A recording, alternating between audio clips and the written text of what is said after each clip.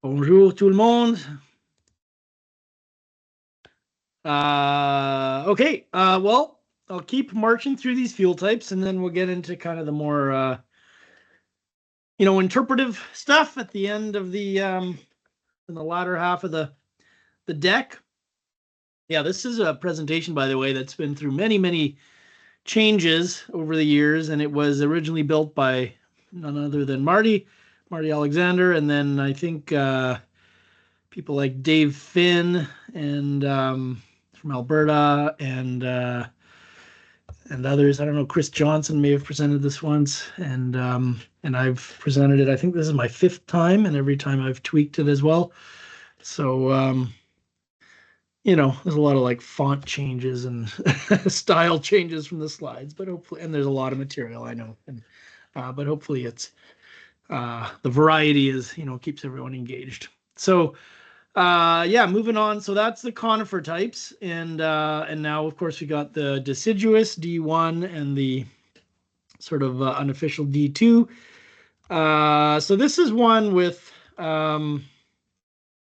let's see, 35 experiments from Hondo, Alberta, and then there was some experiments in the U.S., in Wisconsin and Minnesota, as well as in Petawawa, Ontario, and a couple of wildfires behind this one, describing aspen stands, but also used for pretty much any pure deciduous or pure hardwood stands, and an understory of leaf litter. Sometimes the understory is not leaf litter, and that can present a bit of a problem when it's something like grass, especially if the grass is cured, and I'll get into that in a little bit. And sometimes the understory is actually, small conifer trees, and that can also present a problem. That was one of the fuel types that popped up in a few places in the Fort McMurray fire, I believe, as well. And in some of those cases, there's, you'll have better luck using M1, something like M1, or sometimes even, C2, maybe if it's a really, really thick, continuous conifer layer.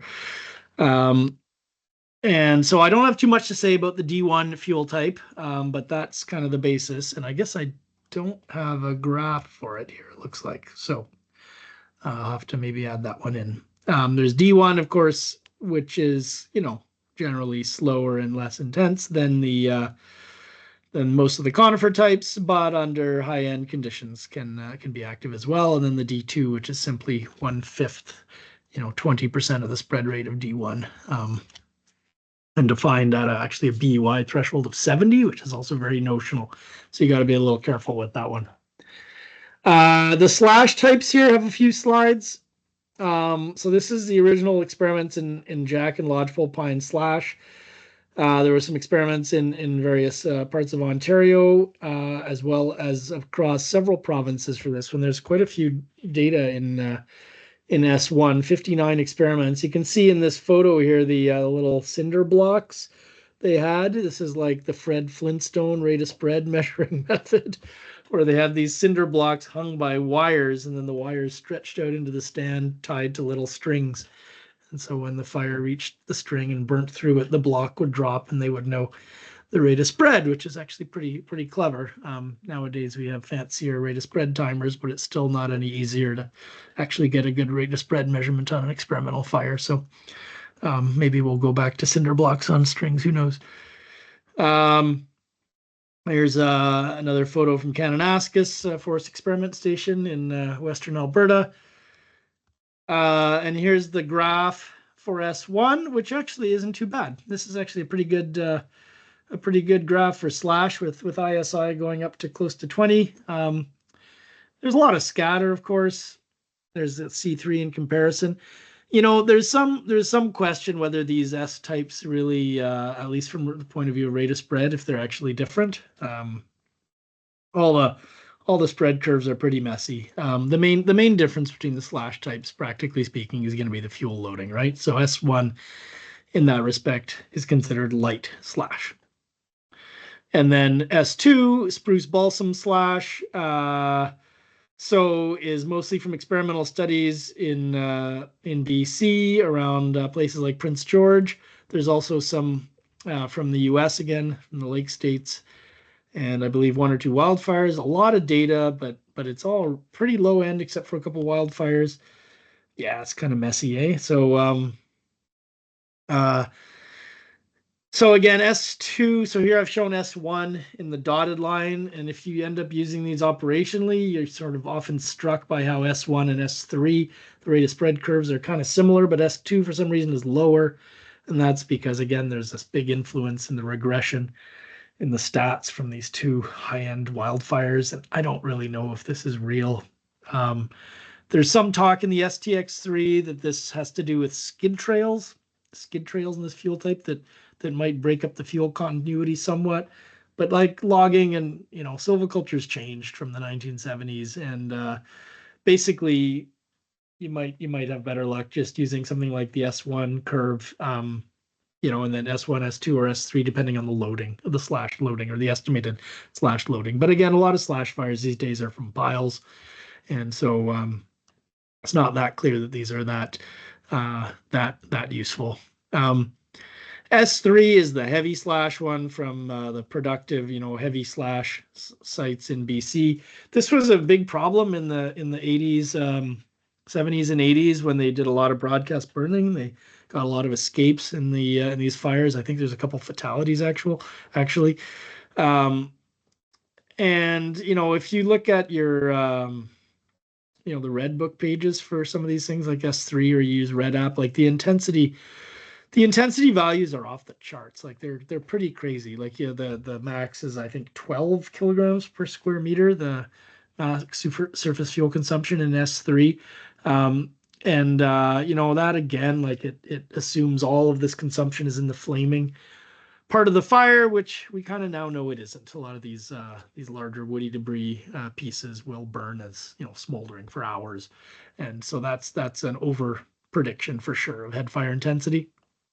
But that isn't to say that slash is some sort of safe fuel type, right? It demands respect. I mean, slash on the coast is definitely the most in coastal BC is the most feared fuel type. There's a lot of escapes. There's a lot of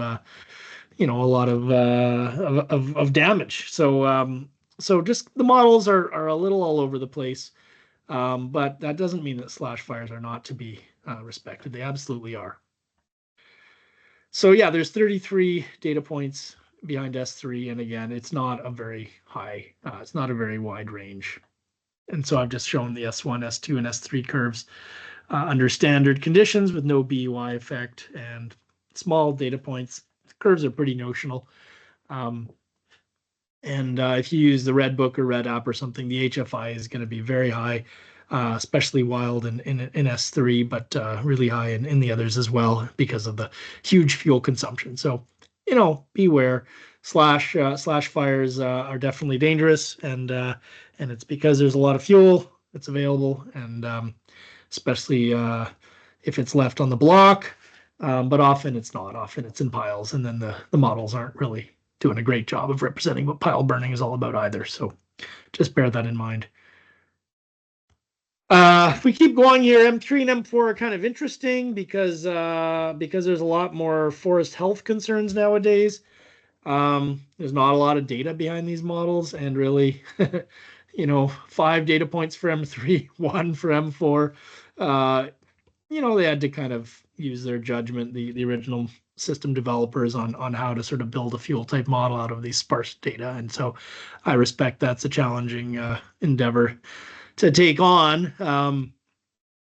Some years back, I actually met Brian Stocks and Charlie Van Wagner, two of them, the real architects of the system, at a conference about 10 years ago. And we were chatting, and I was saying, oh yeah, I've been working on, modeling of mountain pine beetle affected stands in BC.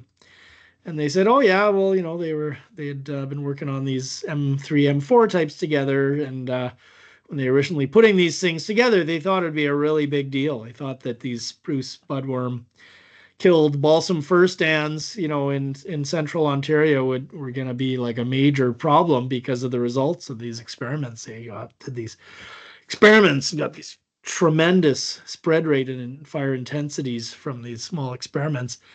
But for various reasons over the past, 30, 40 years, it hasn't exactly been the number one fire management problem in Canada, right? Like, and they sort of looking back, they suspected it was because these areas affected by spruce budworm, balsam fir, and then out west, Douglas fir and other true firs get affected by western spruce budworm, and these are sort of primarily wetter areas, and the defoliation that happens isn't often cause full mortality, and so you can get a little bit of budworm that sort of goes on and on for many years, but you don't really end up getting sort of a lot of the stand that's dead at one time.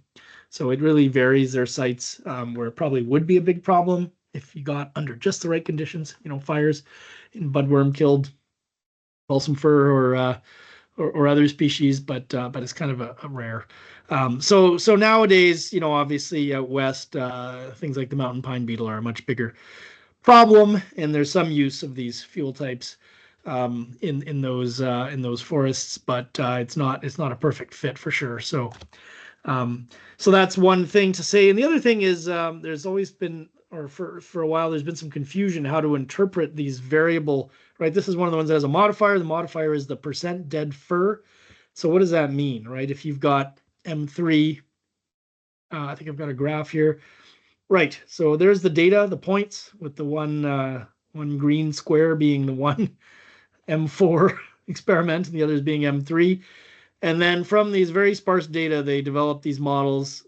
So you see the red line here is M3 with 100% dead fir, and M4 with 100% dead fir in the sort of dark green, and then M3 with 50% dead fir in orange, and M4 with 50% dead fir in the light green, and again the C3 underneath. So, they use their judgment to draw these curves. The point is, the interpretation here is that you've got a conifer portion. Okay, this was something that was part of the 2009 updates, so it's not up to date in the STX3 compared to what's in Red App, for instance.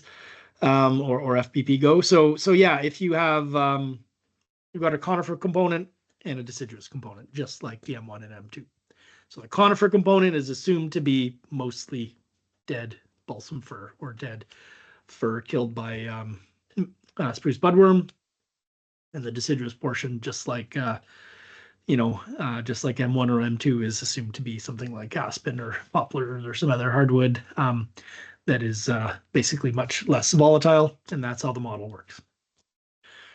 So yeah, hopefully there's no confusion there. That's how dead balsam fir mixed wood in the leafless and green condition, those models work. The O1 and A and B models, kind of really the same fuel type, just in different condition. They're pretty interesting. These are not based on Canadian experiments, they're based on Australian data, and the Australians like to burn grass. So they have over 100 independent experiments originally, and then they've continued to burn, and probably have a few hundred more we could get from them if we wanted to update this. So now we know, right? Again, with fuel graph, this was one of the things, like the O1A and B fuel types have not one but two modifiers, right? Two modifiers, and they're both important. And what are they? They are. No one's gonna shout it out. The grass. No, the two modifiers. Degree of curing. Curing's one. Fuel loading. The grass fuel load's the other one. Yeah. Only one of them affects rate of spread. Which one's that? Curing. The curing. The curing is extremely influential. And the grass fuel load is probably influential as well, but in the model, it only affects intensity. Okay, it doesn't affect rate of spread. So something really patchy, like a really low productivity bunch grass, for instance, in BC, or really, I don't know, overgrazed or something like that. If you wanted to use that example, overgrazed probably wouldn't really support any fire spread, but isn't assumed to affect rate of spread. Obviously, there's a limit there when you actually get bare ground. The Australian models, actually, they incorporate that in, and they have a wind speed cutoff for fire spread. We don't have that in our system. We assume that rate of spread is unaffected by grass fuel load, but that's just something to bear in mind. If you're less than 1 ton per hectare loading, less than 0.1 kilograms, right? 10 times 10 tons per kilogram, 10 tons per hectare per kilogram per square meter, right? That's how those units work out. So very low levels of curing fuel loading probably does affect spread because you get this actual gaps of bare ground between clumps of continuous fuel, but that's not how the model is set up. I guess, go ahead. Dan, it's Tanya. Just one other thing to note, and it's something you bump up against, is they don't have thatch. And that's also a factor when you talk about fuel loading. Yeah, that's a big, so there's been a lot of some evolution of kind of how grass is evaluated over the years, and we haven't really updated the model. I say we, as a sort of representative of the CFS Fire Danger Group, but it's, it's not like I built this thing or anything. It's it's something that Mike Watton has done some work, and he has a new grass model. It's a little fiddly to use. I think it's cool, but it's hard to use in a sort of F-band sense. It's something that we're gonna probably teach in the next 591. It's grass is tricky, right? You got curing, you got fuel load, but like Tanya said, you also have the split between fuel load that's thatch, kind of, matted down and squished, underneath, and then the standing. And of course, you have the matted condition in snow prone areas, right? In the spring, the snow disappears and you have this flattened out matted grass. We don't actually get that in areas that don't have snow. The Australians actually call it cut grass versus standing, because if you cut the grass and it's laying flat, that's sort of analogous to matted grass. But Mike Watton's experiments actually showed that the flattened matted grass actually captures solar radiation more effectively and can actually dry out quicker than the standing grass. So even though we think of O1B as more volatile than O1A, it's a bit of a messy story with grass. So obviously we know there's a seasonal difference, and that seasonal difference between the sort of summer, green condition and the spring and fall, partly to fully cured condition, is represented by the degree of curing, and then the matted versus standing seasonal condition is represented by O1A for matted versus O1B for standing. But it's kind of tricky to actually account for this because, like Tanya said, if you got a really thick thatch layer, even if the shoots are very green that are coming up, you can still get grass spread. Now, the update to the grass model was supposed to partly account for that. So, in the red books, you should all have the, one of the newer red book editions from 2018 onward. There's a second edition which had some errors, and then a third edition which basically just corrected those errors. And things like Red App are the newest version. And those have the corrected one that has some, not very volatile, but some spread and intensity possible below 50% curing. The old model basically said you're going to get nothing below 50%. And that was partly to account for the thatch. If you have the overall curing is something like 40% because you've got a lot of green, but then maybe you've got some thatch there. That is one way that was supposed to be interpreted. But the other one is assessing your degree of curing. The Australians originally did it just visually, and then that translated into something you could actually do with satellites. Satellite things like the NDVI, the greenness index. There's a bunch of models that assess curing by satellite.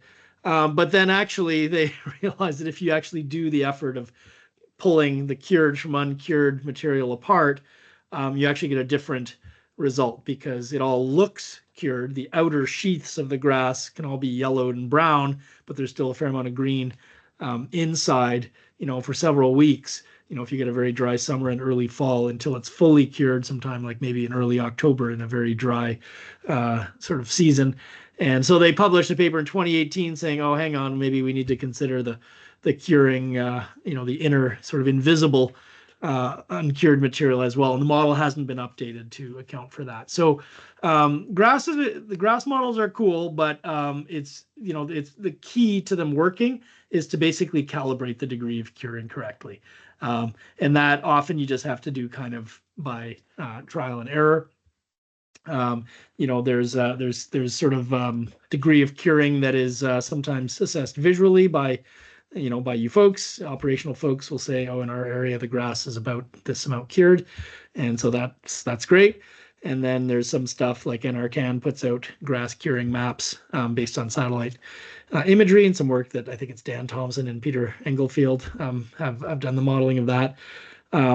And that's great too, but again, there's a lot of slop in these models because it doesn't account for the sort of invisible cured material. So again, bear in mind. And again, as a wide open fuel type, the FFMC works quite poorly, okay, in grass. You can very easily, I've been on fires every year. We burn on southern Vancouver Island for about the past 7 years, and we go out and sometimes we burn like the day after rain, and the FFMC can be like 65 or 70, and you can still get very nice burning because the next day is bright and sunny, and the grass is dry much quicker than the FFMC predicts. And so, yeah, beware of that under quickly drying conditions after rain. You can get caught. And there's been a lot of accidents over the years, mostly not in Canada, but in other places, grass fires can be dangerous, right? They just change quickly, and obviously the rate of spread can be very, very high. So because the Aussies are good at doing fire experiments, this is one of their experiments. Let's see if this video works here. I am trying to click. It should work. I think we used to have some success here. Oh, there we go. What do we have here? RH35, wind speed 25, partly cured on the left and fully cured on the right. And the way they did this is actually with herbicide. So they used a herbicide to get 100% cured on the right, and they actually measured the curing on the left at 87%. Fuel load's not too different, 2.1 versus 2.6.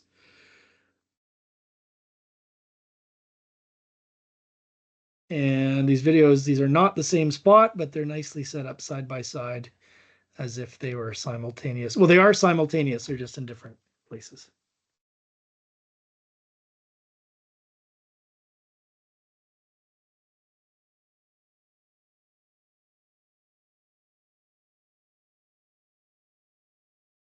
There you go. If you have fully cured, it can be a notable difference, even from 80%, 87% to 100%. So that one on the right, let's watch that one more time. That one on the right clearly went faster than the one on the left. Last time I showed this video, someone pointed out there's like a guy in the middle of one of these plots who barely kind of walks off there in time, which is not exactly the best safety practices for experimental burning. But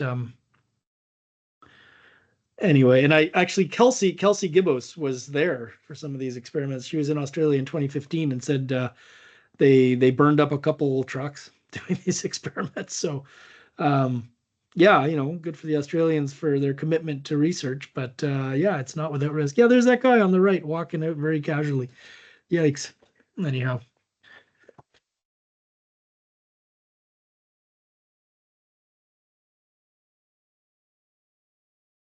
So grass fires move really fast, right? So if you're not familiar with that phenomenon and you get parachuted into somewhere where there's a grass fire problem, you better be ready for that if the grasses are cured and the wind's blowing. Yeah, like the Aussies get 200 meters a minute spread, would not be unusual. Oh, we got one more from the ground level, similar experiment.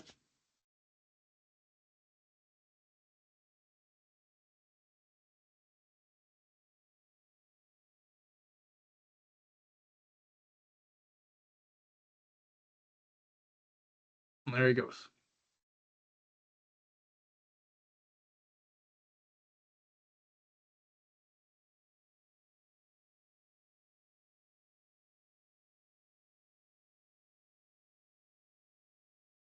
Yikes.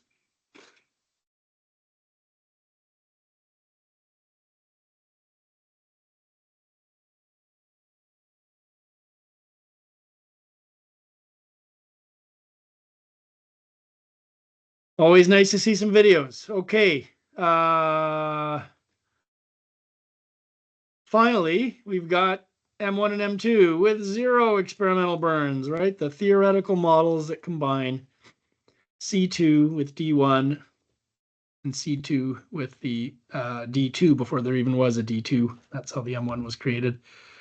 I like these photos because it's the same patch of forest in the leafless condition and the summer condition. And there's a clear difference, right? So the model is not based on any experimental burns, but there were actually some more recent burns done to kind of test this. I'll get into that in a sec.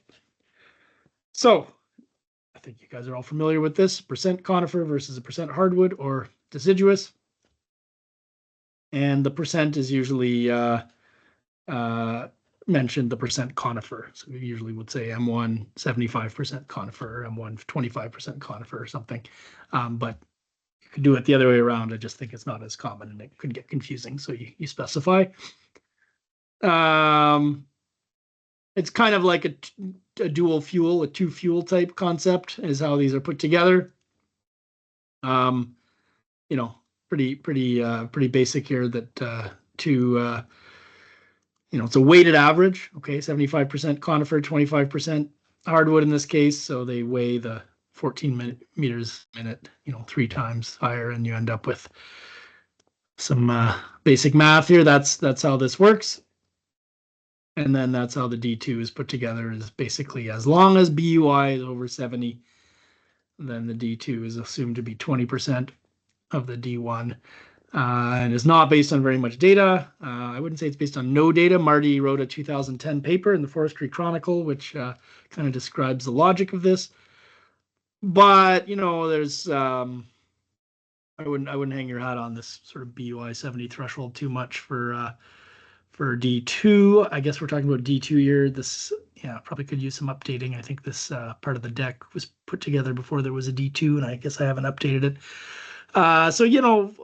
There's conditions where D2 is actually a fuel break, right? D2, nice leafy deciduous stands don't really burn that often in typical summer conditions. But under dry conditions, the notion is that there's the dead fuels are dry enough that they will burn through the litter, regardless of the condition of the understory, herbs and shrubs, and leafed out overstory. In aspen, particularly in Alberta, there's been a few cases of fairly intense fire behavior in leafed out aspen that's worth discussing. And there's been sort of 2 main cases identified behind these. So one of the big ones is when the aspen looks like aspen, like on a fuel type map, it looks like aspen from the air. But when the aspen's leafed out, what you can't see is that there's actually a conifer understory, a partial spruce understory, usually discontinuous. And so what you actually get is sort of these discontinuous understory torching, or understory crown fire, you might even say. And the other case is when there's aspen tortrix, little wormy bug that eats through the aspen leaves, makes these cool little spiral patterns. And that has the effect of actually really sort of drying out those live, well, I don't know if they're live for long, but those live leafed out leaves. And you could actually get some sort of notion of almost like crowning in some of these stands, where it sort of torches into the dried out tortrix infested leaves. So D2 model is not going to capture either of those, right? So just be aware that if you think it's D2 or a deciduous portion of a mixed wood stand, and yet fire is very vigorously burning through those, you might have to look a little closer and see what's going on. So that's sort of some good nuance associated with those. There have been some wildfires where these models have done okay. This is one of the case studies that at least used to be part of the binder material. I haven't looked at this one in a long time. And then there was one experimental fire experiment in the 90s to test the M types, the LaFoe Creek. And so here, basically, they had a few plots, and this paper was published by Haley et al. In 2001 based on these 3 plots. And the model did actually quite well, and much better than the US Behave comparable model. So observed, 8.8, predict 8.5. I'm like, man, you can't do better than that. In this case, the next one, 12.9 or so versus 11.7, still very good. And the third one, over predicted by 100%, but that's okay. That's still in this within sort of a reasonable expectation. I think this is not too rare to over predict by that amount, by a few meters per minute, and much better than you'd get severe under prediction using the US one. I don't know about all the assumptions. You'd have to look into this paper, but clearly a pretty good check mark for the FBP system and the and the M1 fuel type there. So what if you're not dealing with spruce and deciduous? All right, so here's an example. Okay, we got lodgepole pine, Douglas fir, so 50% conifer and 50% aspen, and it's summer. So one way to do this, I'm going to present one way. It's not necessarily the only way to do things, or maybe even the best way, but it's one objective and consistent way that has worked for some F-bands over time and can be calibrated and adjusted for your local conditions. And so the approach here is to think about the fuel type that we might assign without the deciduous component. Okay, so pine and Douglas fir, maybe C3 would be reasonable. Okay, depends a little bit on the condition of these, but and then of course, as the M2, it's a summer condition, so M2 would probably be the model we're looking to here.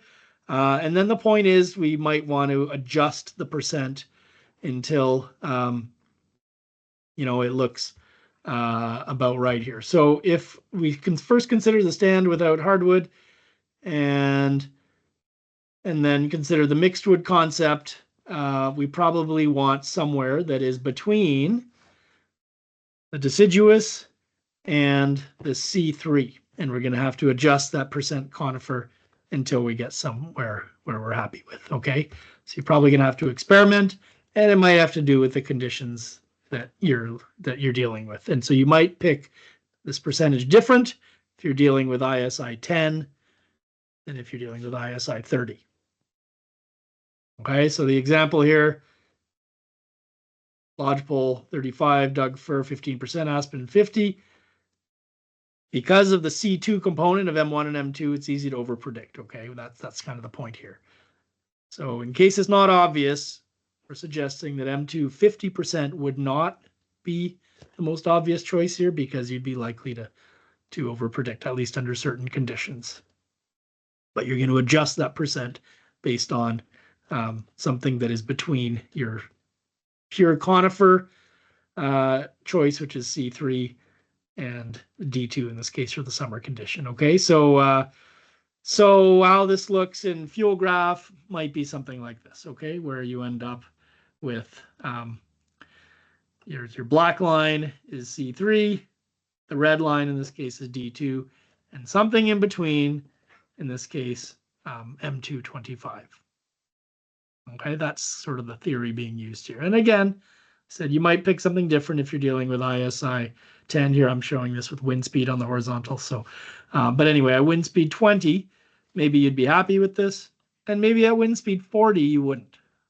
Maybe you'd want to bump that percent conifer up a little bit. So, does this make some sense? It's tricky. Okay, it has to be something that you're going to be adjusting and calibrating a little bit. This is where your experience judgment comes in, and this is where you probably want to document what you're doing and your assumptions. If you've got an intense situation you're having to predict, you don't want to underpredict, but you also don't want to be overpredicting radically either. And you want to do something that's useful for decision makers.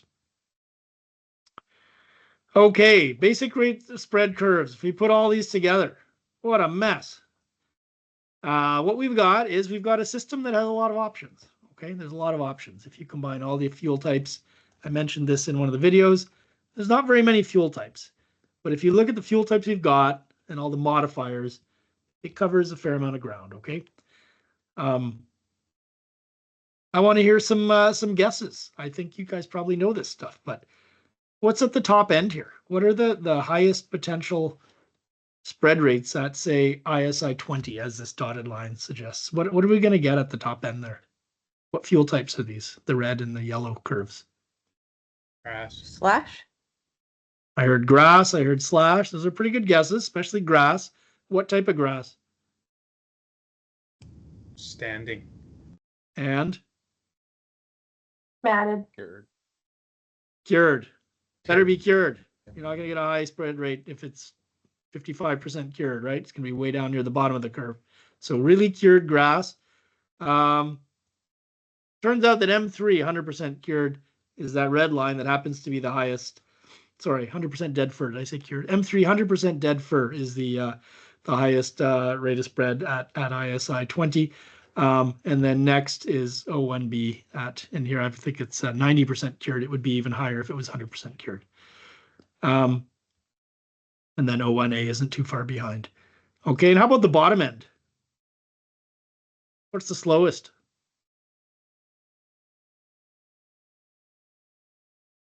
The slowest fuel type at say ISI 20 under standard BUI conditions?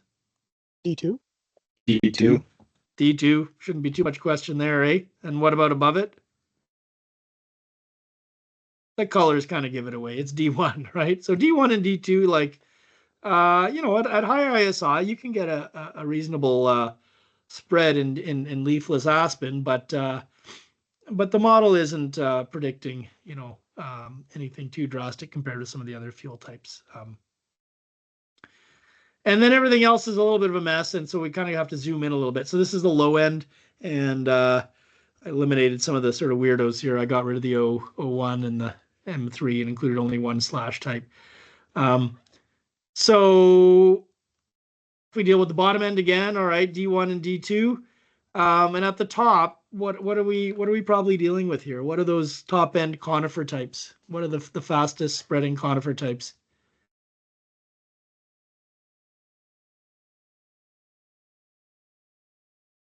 C4, C2. Hang on. Good work. C4 and C2, they're both pretty close, even though they describe quite different structure. And everything else is kind of in the middle, right? The blue lines are the mixed wood. S1 is pretty high up there, so that's important. S1 is actually fast spreading. Like slash fires can move quickly, right? When you get scattered slash, if those of you, if there's anyone still being sloppy with their harvesting and leaving a lot of slash, sometimes on the BC coast, they're pretty scrappy with that stuff. Even though they pile most of it, there's still so much material that a lot of it gets left, and you can get fast moving fires in slash, right? That's pretty quick. How about the curvy ones that kind of go through the middle of everything? What are those two? They start kind of slow and then they accelerate and end up being pretty high rates of spread by ISI 25 or 30. What are we looking at there? Plantation. Not a bad guess. It turns out it's C1 and C3, the one that I said are really close for reasons that are totally not clear, right? Again, C1, the main thing you've got there is passive crown fire, right? So it crowns easily in those open parklands with spruces, but you don't get a lot of continuous crown fire because the trees are widely spaced.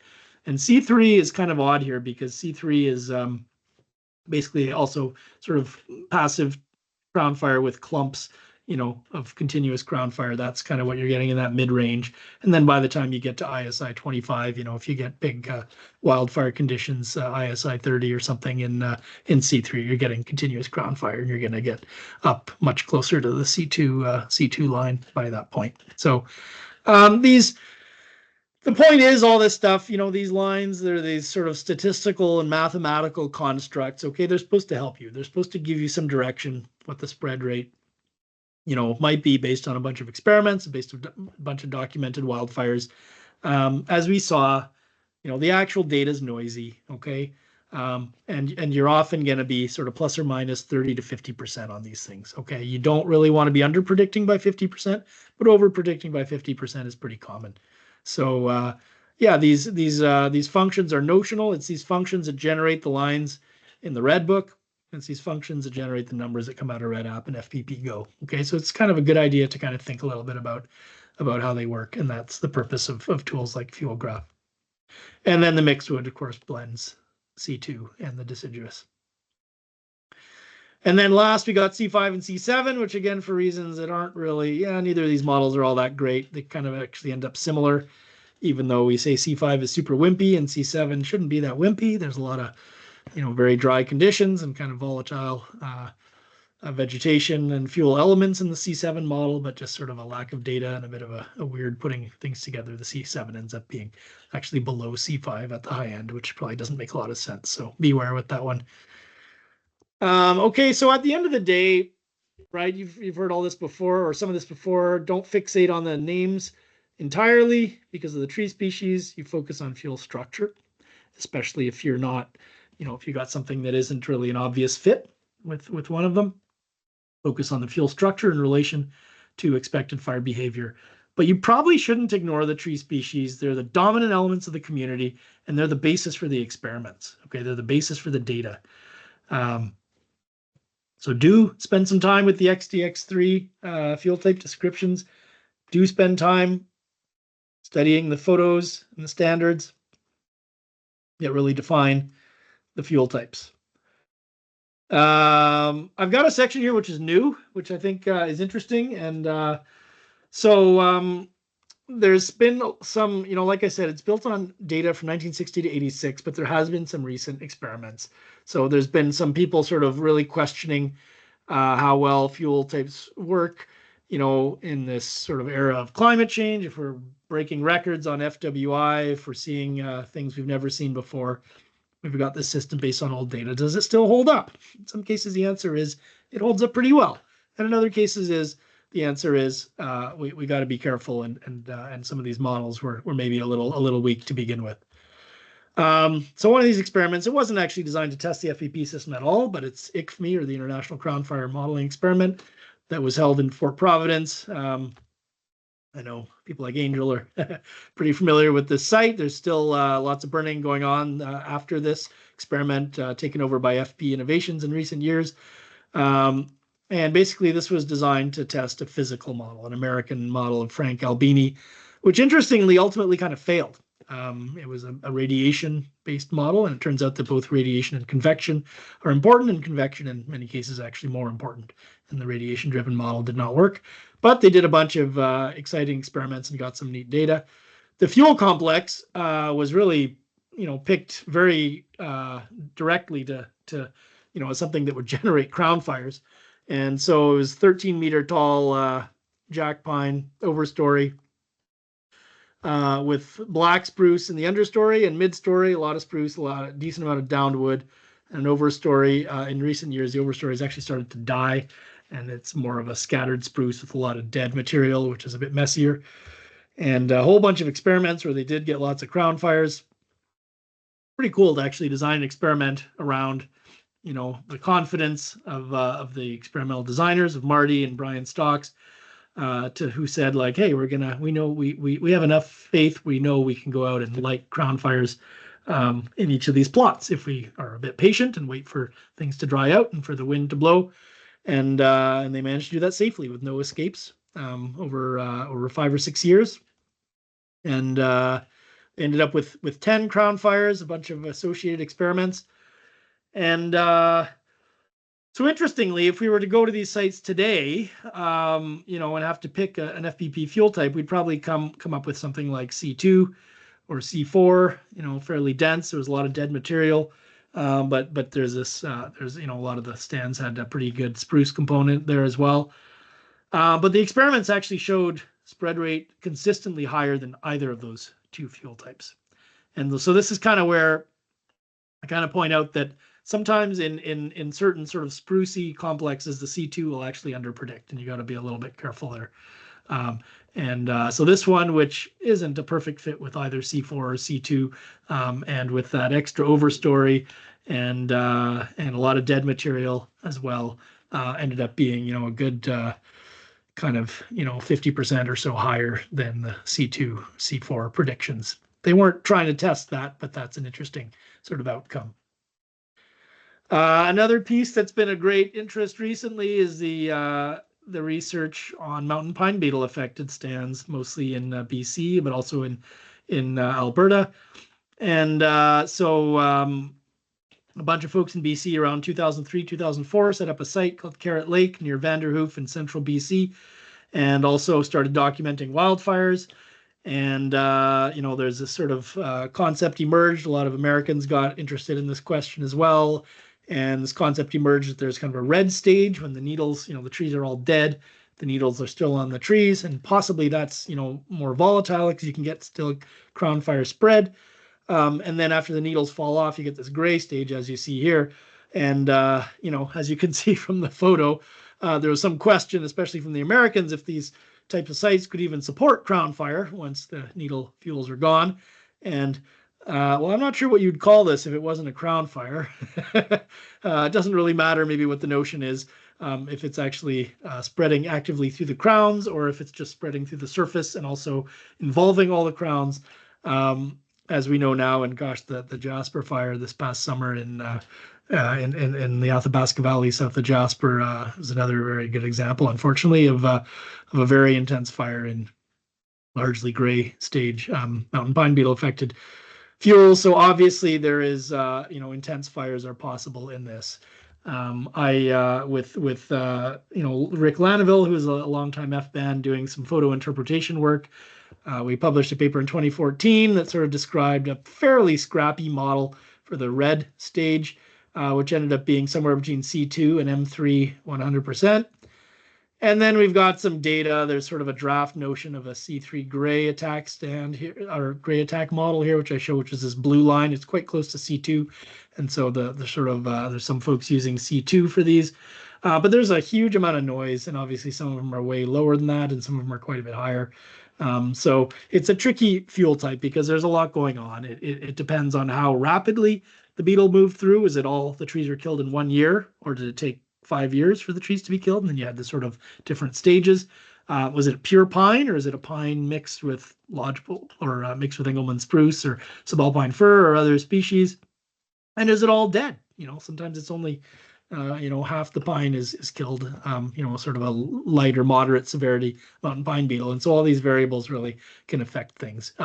But it's clear that some fires can burn as fast as C2 in gray stage, and in the red stage, they can burn closer to, M3 100, and possibly actually in the gray stage as well. We're kind of starting to think about that. So that's, it wasn't an FBP fuel type, but the M3 model does provide some guidance here. And, insect killed stands, when the trees are killed, there's still a lot of aerial fuels, is obviously a hazardous condition. And both experiments and wildfires confirm that. The other thing, Rick Laneville, who was a real pioneer, so he passed away recently, which is really unfortunate. He was a longtime fire behavior officer in the Northwest Territories, and then he kind of moved to BC and worked with BC for the latter part of his career, sort of post-retirement. And anyway, he kind of got into this photo interpretation and was a real visionary. So we kind of worked together, and he did some sort of validating of FBP fuel types based on wildfire observations. And this is pretty neat work too. It was in BC, so that's, apologies for those from areas that are not represented by this. So one of the things for C3, by the time we were doing this, a lot of the pure C3 in BC was getting munched by the mountain pine beetle. But in this case, this was sort of C3 representing lodgepole pine, Douglas fir, kind of mixed conifer kootenays. There was just a handful of them, but C3 actually worked pretty well in these cases. This is wildfires BUI between 67 and 240. So again, BC, the BUI can get very, very, very high. And in these cases, we have, a bit of a judgment call, but a lot of BCF bands would pick C3 for these stands. And in these cases, it worked pretty well in these sort of intermittent and active crown fire conditions. And similarly, the subalpine ESSF, Engelmann spruce subalpine fir stands, some folks in BC might have heard of the modified C3. We're using a C2, C3 dual fuel model. And so basically a number of fires here, once they get going, actually these ones lined up really nicely with the C2 model. At the low end, C2 tends to overpredict because it takes higher intensity conditions to get a lot of these ESSF stands to actually crown and start to spread. than it does in a true boreal spruce. But above ISI 10 or so, C2 actually worked really nicely for these ones, according to these experiments. The graph looks beautiful, but bear in mind, this research also showed there were a couple of other data points that fit fairly poorly and were not shown. So Rick didn't include them in his report. And one was sort of a mixed fuel where fire ran into the alpine, and C2 only applied to the first part of the run and seemed to do pretty well. But overall, the whole thing using C2 over-predicted by something like 60%.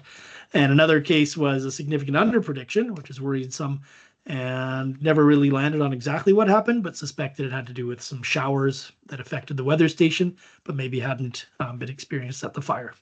And it was sort of hard to tease out the showers and the higher humidity for several days that had impacted the weather station. But even though the fire wasn't too far away, it appeared that the fuels had stayed dry. So just an overall sort of challenge of fire behavior prediction example there. Finally, from Alberta, just to not everything happens in BC, and just to highlight here the some really great leadership by Dave Schroeder for many years, has been doing experimental burns.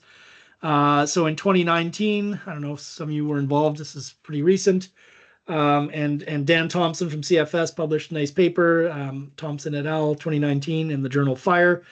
They were focused on basically burning a spruce stand into a thinned spruce stand, but we can look at the the control, the first part of their experimental fire in the spruce.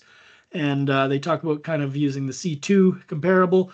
And this is one where, the 10-minute wind speed prediction using C2 predicted 20 meters a minute. And they observed kind of a mean overall sort of spread rate of 51 meters a minute, but a max, the furthest finger was actually 68 meters a minute. So this is one of these where I'm saying C2 can actually underpredict, and the open black spruce that is sort of the classic C2 doesn't always represent a dense, real dense boreal C2 with all the elements there under extreme conditions in particular. They were sort of being a bit charitable and said, well, if you use the gust wind speeds, you do quite a bit better at 43 meters a minute, and said, oh, well, and our overall fire line was sort of 51 meters a minute, and that's not too far off 43. But it's still an example of where you have to be a little bit careful. And people like Mike Flanagan, the fire prof at Thompson Rivers now, a long time fire weather expert, has also sort of pointed this out too, that sometimes you kind of have to look at the gusts. They can be really important in extreme fire conditions to get it right. And finally, I think this is the last one here, an example. We're developing, Stefana, who's one of the students in this course, is sort of helping with this too. But a few years ago, I had a grad student, Henry Hart, and we sort of took some of Rick Laneville's concepts of photo interpretation and kind of made them more scientific in sort of photogrammetry techniques, and published a paper on this where we ended up looking at a few case studies. And it also highlights how tricky this is to actually even evaluate what a fire did. So here we've got, it turns out just by coincidence, 3 of these were C7. I've already talked about today how the C7 isn't the greatest model and has a few problems. But here, there's a little said, okay, geez, we underpredicted here. So the negatives are underpredicting and the positives are overpredicting in this case. We underpredicted by 60%. And then you look at the footnote and it says, oh, then it was recalculated using the spot fire start position. So we kind of like put our glasses on and looked at these photos again and like, oh, you know what? There's actually spot fires here. And it's not just one, it's actually a pretty good line of spot fires that coalesced. And if you actually recalculate this, you get 2 different spread events. You can see on the right side here from the green to the orange spot fires, and then to the final position of the head fire after whatever it was. If this is like after over an hour or so, and then it actually does quite a bit better, and you get a 15% difference, which is within a very good margin of error you would hope for. But anyway, other ones, the C7 here didn't do that great, 40% off here, and over predicting by almost 100%. So talked about the C7 being very tricky. The grass model here, O1B, which was 95% cured, did pretty good. within 20%, and this mixed fuel type C2, C3 in a subalpine stand did pretty well as well, being within 20%. So the point is here, there's some evidence beyond just these data from a long time ago, that the FBP system fuel type models can work pretty well when you get a good fit. And the overall sort of accepted rules, I think, haven't changed, that it does best in wind-driven fires. Okay, when you get really huge plume-driven fires, it's really kind of a different phenomena. And they also do quite well with fires at the IA stage, initial attack, right? So small fires that are a few hectares but growing rapidly. And these are the fires that are easy to pick out from these some of these photos, because some of these photos were taken by air attack officers that are associated with the tanker missions. So they're going out trying to, box these fires in with tankers, and that's kind of the scale when the FBP system really shines. When you got fires that are maybe between a few hectares and a few dozen hectares, or a few hundred hectares, or a portion of a smaller fire. If you've got a finger that is escaping, the system can do quite well when you get a reasonable fuel type match. But if you get these huge plume fires where it's really like a pyro CB or something, it's kind of a different phenomenon, and you're not going to do very well in your predictions. And it's not we don't have very many tools, and the FBP system is not a very good tool for those cases. So some of these things, again, like, this is documentation, writing things down. How are you doing? Do you recognize the fuel type to be a good match with one of the benchmarks, or is it a fair match? Does, some of the elements kind of line up, but some of them are really off, or is it a poor match? None of the elements really match. It's a different species mix altogether. It's a condition that is not, maybe, I don't know, storm damaged fuels or something. It's not a really great match with anything. Something totally unclassified. Is it like a human fuel type, right? Is it an orchard? Is it a partly urban area? Is it something totally different, right? That's also, you could, if you're asked to make a projection, you might close your eyes and stick your finger in the red book and pick one. Sometimes you have to do your best, but you don't have, you're not going to have much confidence. Documentation is important. Okay, anytime, just for advancing the science, anytime for your own purpose, for your agency's benefit, for your colleagues' benefit, and for the benefit of your future self and your future colleagues and fire practitioners in the future, anytime you can take a credible documentation of a fire run, and you have some idea what the weather was and have some idea what the fuels were, it's really valuable. It's obviously, the data are rare, and it's really valuable to do that. If you do that from the air, you can often do best. Sometimes you're up on a ridge or something. Sometimes you've got a camera system up there that can measure something. Sometimes you're in charge of a drone mission that's trying to monitor something. But often the people flying around fires actually see things the best. So documentation can be great. If you see something interesting, send me an email, send an email to your FBAN mentor. If I don't mean in this course, although nothing wrong with that, but somebody who you're working with who's a senior FBAN in your agency, and building that knowledge base is really important. I mean, it's kind of, sometimes you're out there and you're just like, oh my God, what am I, where am I going to get started? And it's pretty tough. In the 5.9, you're going to talk about decision traps and how to kind of get started. But sometimes you just have to kind of slow down, take a breath. All right, what are the assumptions between these different fuel models? Which one's going to be my best route? And that's how you're going to start. And you're going to document, and you're going to observe, and then you're going to adjust for the next day. Tanya mentioned this previously, this Cruz and Alexander 2013 paper where they talk about modeling accuracy and how most FBANs can really hope to be within about 35%. So that's great. Just from the point of view of statistics and talking about under prediction and over prediction, just to clear the air here, under prediction is always kind of worse. But one of the problems is an under prediction, they're always measured compared to the true observed values, the actual fire spread. And therefore an under prediction can only be off by 100%, right? If the true, whatever it was, you predicted 15 meters a minute, if the observed was 30, that's 50%. If you predicted 0, then you'd be off by 100%, but nobody's ever going to predict 0. So under predictions of 20, 30, 40, 50, 60% are kind of way worse than over predictions, in addition to the fact that under predictions are more dangerous than over predictions. So just bear that in mind. The percentages don't always tell the full story. So there's sad face here, 50% under prediction. And then if you over predict, you predict 45 meters a minute and the observed was 30. Well, that's a 50% over prediction, flat smile here, guy. It's like, well, I didn't do awesome, but it's not the end of the world. You could have over predicted by, 100, 200, 400%, like in this graph where some of the cases were. And you try to avoid those.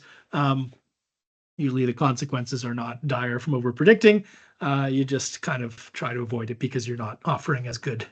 You're not offering something very useful as an FBAN if you're routinely over predicting by 100, 200% or more. So, yeah, just to clear the air on what we mean by over and under prediction.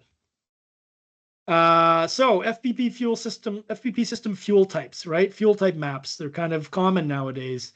Don't necessarily, accept or trust someone else's map or a map you got externally without understanding a little bit or thinking a little bit about what went into making it. Who made it? What was their database? What was their decision matrix? There isn't a nationally accepted key for this. There's a lot of opinion that still goes into these things across the country, right? Different nuances. I've never fought fire in the Maritimes. I don't know what goes on in New Brunswick. I don't know what goes on in Labrador. I wouldn't be very good at building a key between vegetation inventory and FBP fuel types. I'd have to go out there and do my best in terms of what the structure looks like, but I'd probably do well by talking to locals, right, and getting some local knowledge and a fuel. I would probably trust a fuel type map made by locals more than I would trust something that I was building with my buddy out of Victoria on the other side of the country. And despite the Red Book's assurances, sorry, 20% is not real. Okay, you're routinely going to be off by 50%. It's just the way it goes. You saw the data. You look under the hood. 20% is violated routinely. So you aim for that. You want to be within 20%. The system itself isn't really based on that. Not in all fuel types. No way. Okay, we haven't really talked too much about some of the other tweaks. Foliar moisture. Foliar moisture is important, right? Crowns are involved in fire. Crown fire initiation happens under low foliar moisture conditions more readily than it does under high foliar moisture conditions. There's the FBP system has a foliar moisture model that uses lat long elevation and the day of the year. It's useful. It's not that great of a model, but it's something to go on.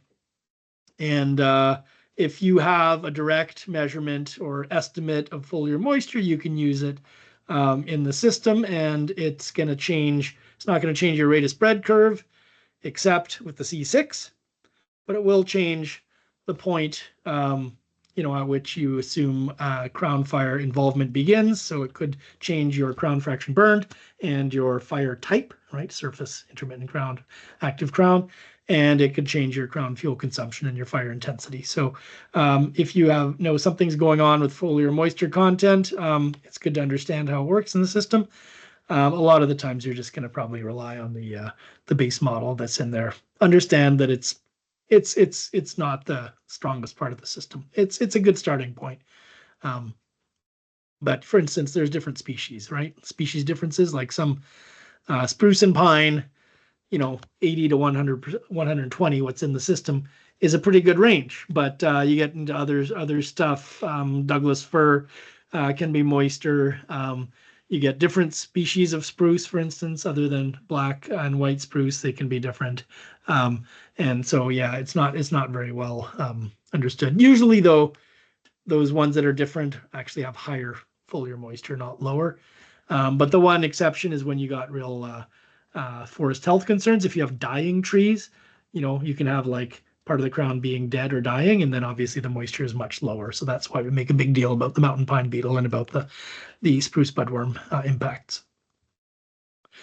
There's sort of some fine print in the STX3 here, just saying, hey, we did our best with these crown base height values, but they were kind of, we adjusted them a little bit. So if you read this, crown base height is a critical factor in the crowning criterion. However, the theory on which it is based was itself dependent on empirical data.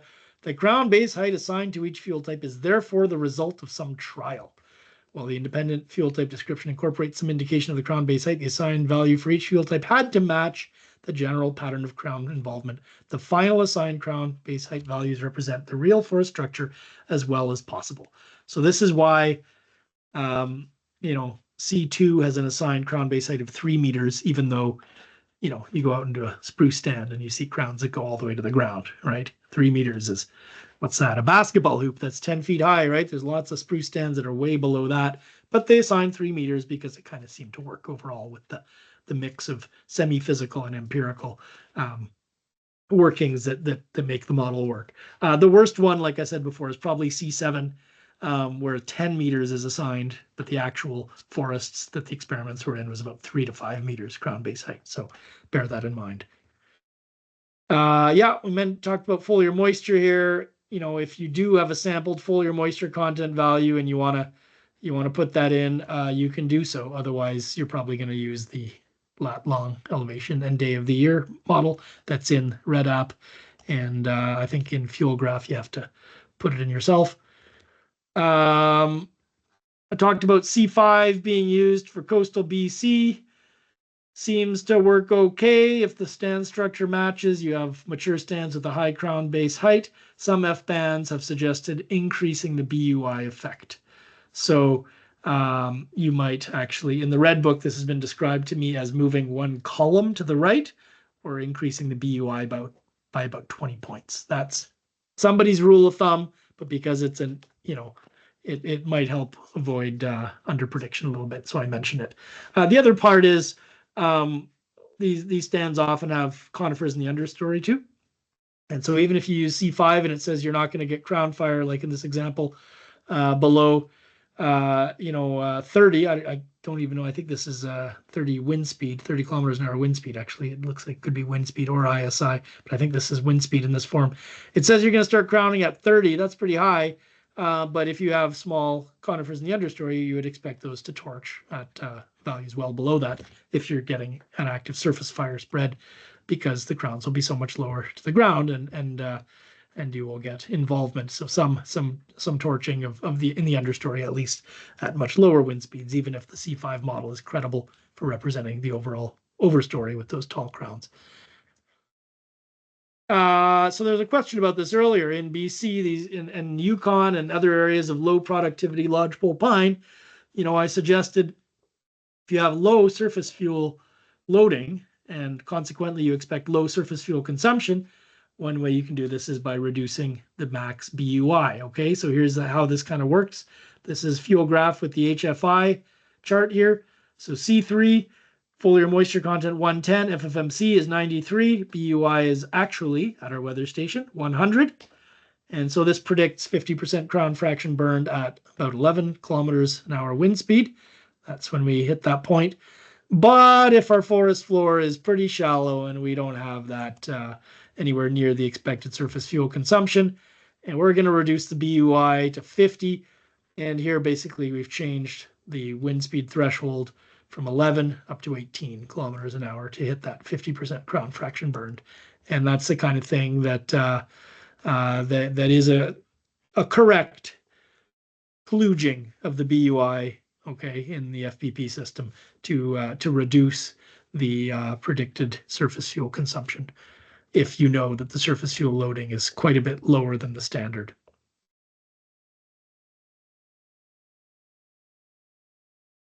Couple more as we go into these opinions and practices here. Okay, aspen, D1 or D2 are the obvious choices, but if you've got grass underneath the aspen instead of leaf litter, what are you going to do? Well, there have been fires where this has been observed. People using D1, for instance, have been surprised by much higher rates of spread because of cured grass in the understory of aspen.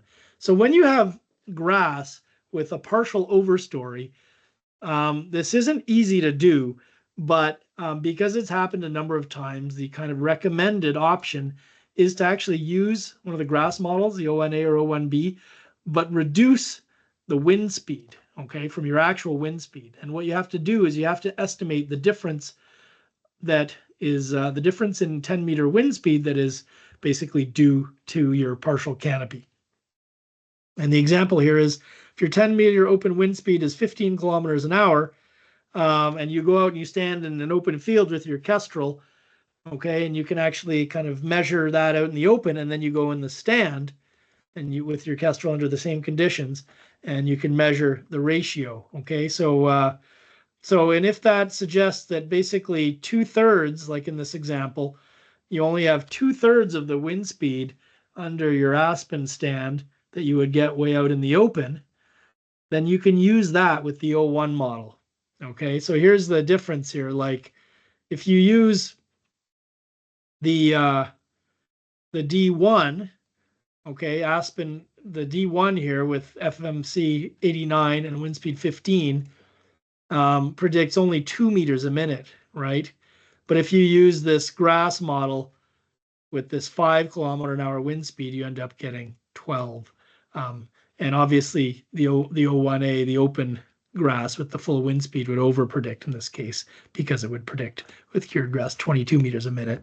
And that's because the wind is not slowed down at all. But here you've got this partial Aspen canopy.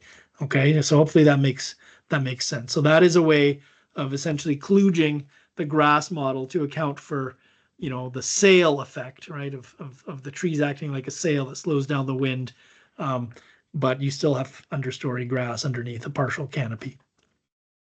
Now, the tricky thing about this, I know a couple of my colleagues are among the students are thinking, it's not as simple as that. The tricky thing is that the curing, okay, is often different under a partial canopy than it is out in the open as well. And so you're going to have to kind of estimate how that changes things as well. It's not just about the wind speed, but this is at least one approach for how you might be able to calibrate things to get closer to the truth, just by being stuck with, well, it doesn't look like D1, that's not working, and it doesn't look like grass, that's not working. So this is how you can sort of use the assumptions of the system to come up with something better. Oh yeah, the final fine print on this is you can usually justify these sorts of decisions if the result increases the forecasted fire behavior, so the forecasted rate of spread or intensity. But it's hard. You would be in much more. You'd be sticking your neck out pretty far if it actually reduces it, right? So in this case, if your sort of go-to is going to be the D1, you know, well, hey, using this sort of Aspen grass thing by reducing your wind speed, but using the O1 model is increasing your forecast much by a lot, right? By 10 meters a minute from 2 to 12. So that's probably justifiable. And that's kind of how this ends up looking, just a fuel graph.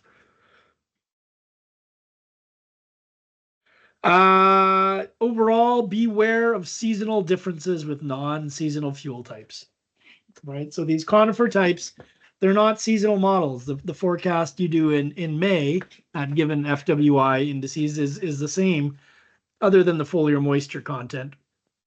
But other than the spring dip stuff, you know, a forecast you would do, say, in late June with full foliar moisture of 120, you know, is not going to be different than it is in September.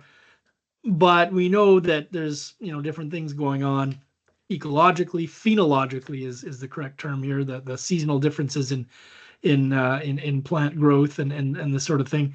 The system kind of often, because of its boreal bias overall, especially fuel types like C1, C2, C3, C5, you know, the real boreal fuel types are really actually kind of work at their best in spring conditions. So you folks in Alberta and Ontario, you know, who know that the spring conditions are often the most volatile, probably recognize this. In summer conditions, it's a bit more challenging because everything's leafed out. You've got your growing season, you know, sometimes that's, you know, in a droughty year when things are more exciting, that's probably stunted. The growing season is probably pretty short. And then, you know, you got drought, variation in your predicted foliar moisture. There's not as many data points in the system. Like I mentioned with the C7, overprediction is a frequent problem in early summer when all your understory herbs and forbs are all leafed out and your flowers are out and everything.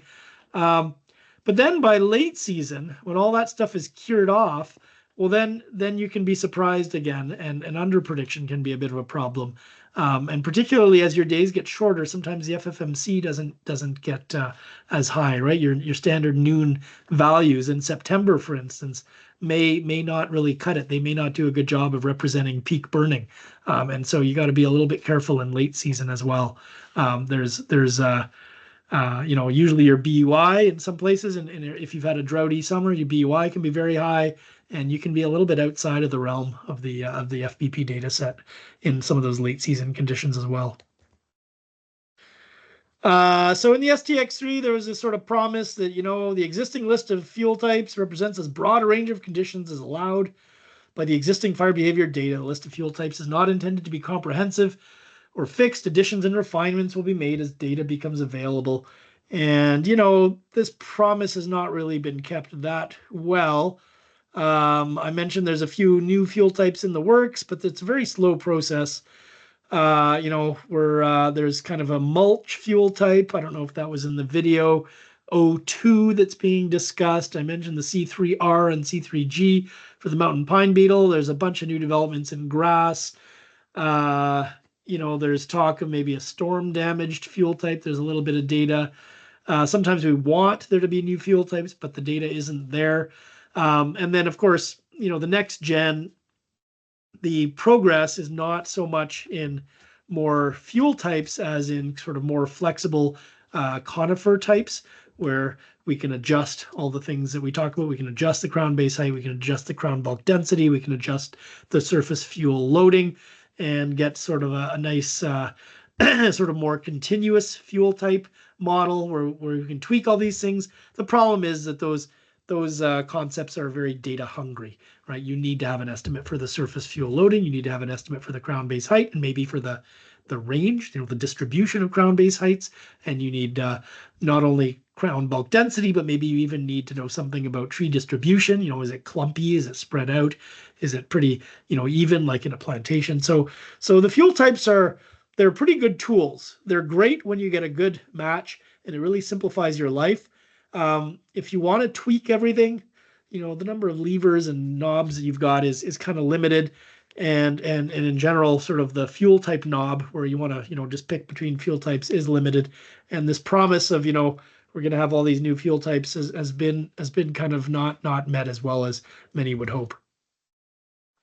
So in conclusion here, as the FBAN, you're the fireline expert on fuels, right? You can go to another FBAN, but nobody else on the fire should be, you should have the final word on fuel typing and on assigning fuels. And if you need to tweak things, that's your job, on the fire. That's an FBAN role, and so take it seriously. The FBP system fuel types are based on a really very considerable effort over decades. Some recent research confirms its effectiveness, but also we look under the hood and there's some warts there too, right? There's some problems with some of the types.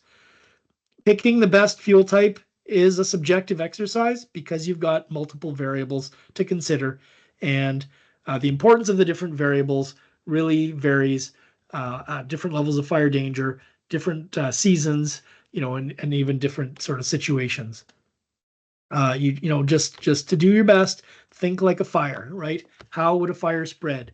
The heat flux from surface fuels, have to be high enough to extend into the crown fuels. And then if you do get crown fire, what's your fuel continuity like? And how does crown fire work, right? It spreads by radiation and convection, continuous short range spotting. You've got to continuously involve the surface fuels as well for crown fire to be sustainable. You can adjust or modify the FBP system fuel types when you get a poor match. But if you're going to do that, you need to document and carefully kind of describe your arguments and measurements. And the reason you have to do this is because you're kind of going out of the box. And, you want to cover your butt. You want to also help the people who come after you. You don't want it to seem like an arbitrary decision. You want to be able to, hand off to the next FBAN or to your, ops chief or IC why you deviated from a fuel type in terms of how it works or what it predicts or what its predictions were. You also should probably learn the base types cold before you start modifying anything. Okay, you just need to be honest with yourself in this course. You go through this in 590 and in your career, and make sure you're very confident with what the numbers show you and where they work and where they don't before you start modifying anything. There was always this kind of notion to look, the fire behavior glasses, look at the fuels, look at the ground, kick the dirt, look up in the sky, see what's going on with the overstory. That's great. Get out there on foot, get out of the office. If you're actually on foot, you can't really see that much area. So flying is good. But there's also things you can't really see when you're flying, right? You can't really see the understory very well. You can't really see what's going on with shrubs. You can't really see what your woody fuel loading is particularly well. So you kind of need a bit of both. Make friends with air ops, talk to the crews, and then if you're in new terrain, you better talk to the locals. It's tough. It's tough. That's one of the reasons it's really nice for agencies that are on big fires starting to give 2 F bands. That's really, really helpful. You have someone to talk to, right? If there's 2 of you and you're both from out of town, one of you can really start talking to the locals and start documenting things. And then often one person's doing computer stuff while one person's in the field. That's a really good way to do things. Once again, beating you guys over the head with this, but fuel types, how fuels influence fire behavior. The most important factors are the factors controlling surface fire spread and intensity. If you can't get a surface fire, you can't get a crown fire. Yeah, sure, maybe you'll get some little spread thing where fire is running through crowns a little bit ahead of the surface for a few meters, a few tens of meters, but it's going to stop if fire can't spread in, if it's snow or a lake or something on the edge, or a real wet bog. You need to involve the surface fuels and the crown fuels. How the wind interacts with the canopy and the understory, but especially the overstory, is very important. Now, the fuel types have this stuff baked into them. It's one of the reasons why it's really hard to modify the parameters without getting a whole bunch more data, right? The effectiveness of the wind in relation to the stand structure is baked into those rate of spread curves and baked into the fuel consumption curves. And finally, the overstory characteristics, especially with respect to crown fire initiation. If it's widely spaced trees, like in C1, but they are down near the ground, yes, then crown fire spread and tree density is important as well. But crown fire initiation is really key for the high rates of spread of, in particular, the conifer types.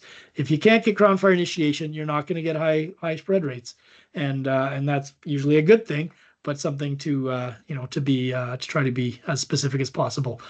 Does my overstory crown base height match the assumptions of the fuel type? There's some well-known knowledge gaps. Okay, so I had talked about some of the problems with C6 and young plantations and regenerating forests.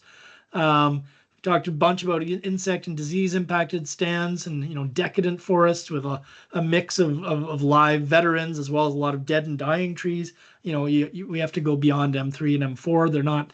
They're not very good tools. I talked about there's not much data behind there, and they're not really very well tested in other types. And there's a lot of forest health concerns in Canada now in pretty much all provinces, and these are hard to account for. Sometimes you're going to get much more fuel consumption and consequently much more surface fire intensity than the models expect. Shrublands. We don't have a shrub model. A lot of countries do. We sort of treat like shrublands like grasslands with attitude, right? So maybe that's one option. You juice up your grass fuel load, but really shrublands aren't the same as grasslands. You've got live plants, live vegetation that are much drier generally, or can get much drier than trees. So shrub live moisture can get way down below 80 or 90%. Some shrubs can get down to 40, 50% and do behave quite differently. So that's a weakness of the system. And of course, there's this business of fuel treatments and just basically folding that into the whole question of silviculture. How when we modify stands, what does this do with our very limited FBP toolbox? There's new tools that we can pull out for these. And I don't know if it's worked into this course, but it's in 591, how to use tools like CFIS, conifer pyrometrics, and eventually as we complete it, the next gen FBP will have some more tools for dealing with stand modifications.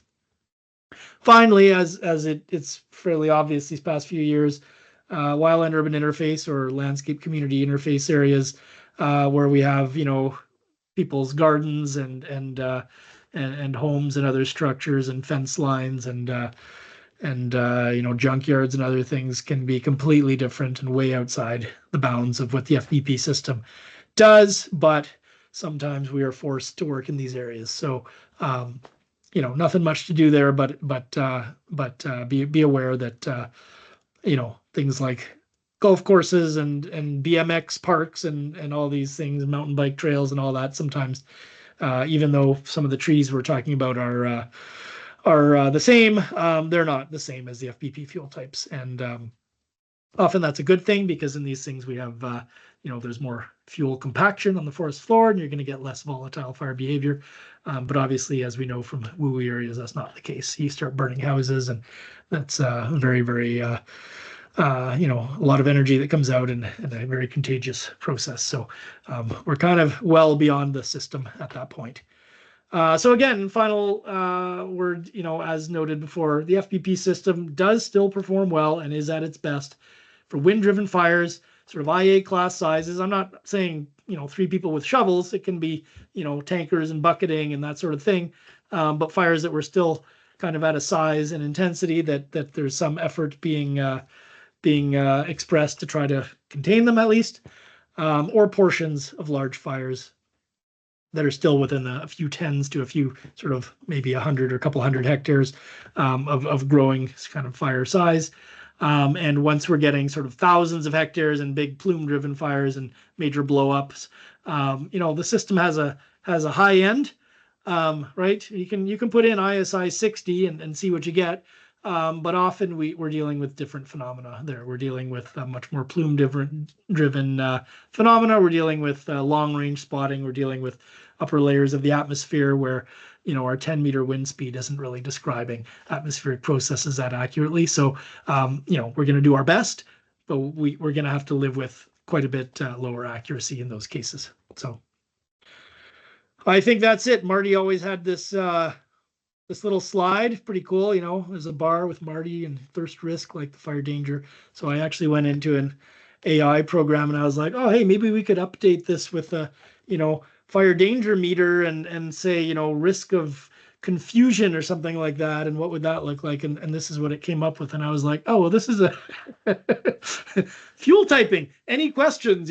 What the heck is going on here? So anyway, sorry to leave you on a very esoteric note, but that's the presentation. And I think we've burned through a lot of time. Thanks for listening to me for 2.5 hours. I don't think there's anything scheduled until 1 p.m. Pacific here, but this is a good time for questions, and I'm sure that people would be happy to have a lunch break before Richard comes on as well. So, Dan, there is one question in the chat that hasn't been addressed. Oh, great. If you want to, Yeah. Julie's question about old burns. Is there any discussion regarding fire burning through old burn or curing of slash?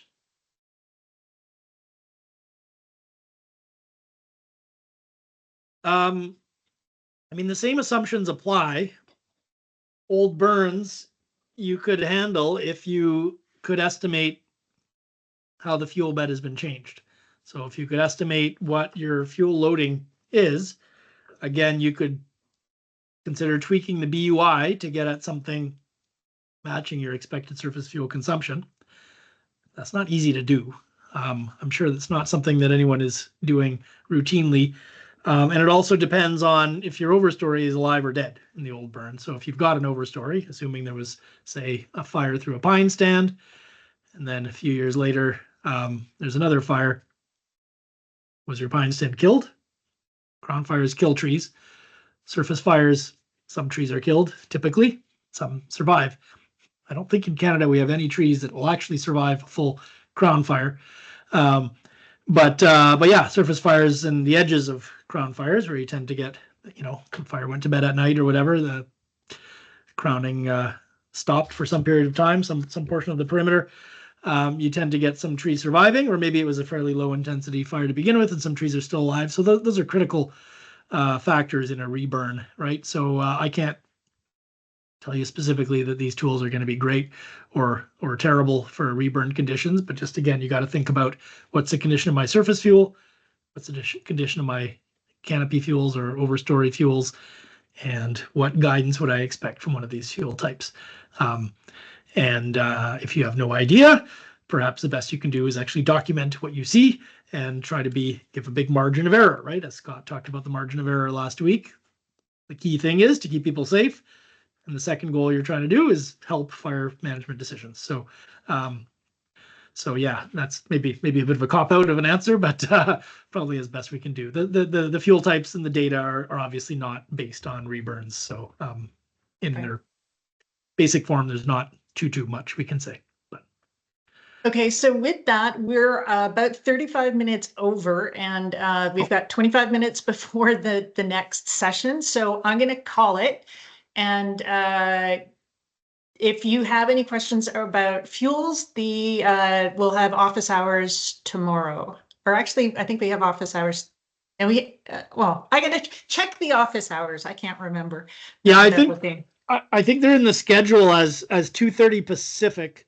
So 3:30 p.m. Mountain and whatever that is, 5:30 out in Ontario and Quebec. So does that work, Tanya? That's when Richard should be done and we can jump into office hours? I think so, eh? Yeah.